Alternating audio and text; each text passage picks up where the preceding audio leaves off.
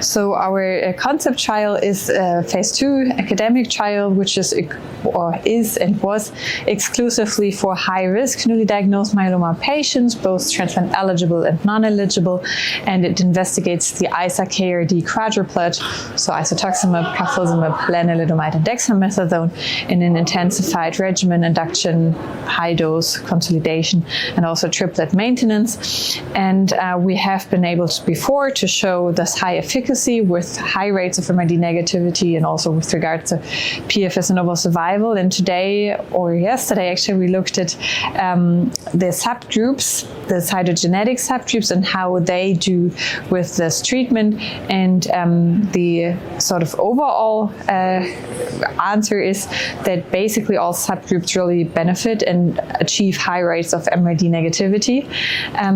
But it was also one aspect we looked at the patients with 2 or more high-risk cytogenetic aberrations, because those are the patients who are also called ultra-high-risk patients, and these were actually more than 1/3 of our patients.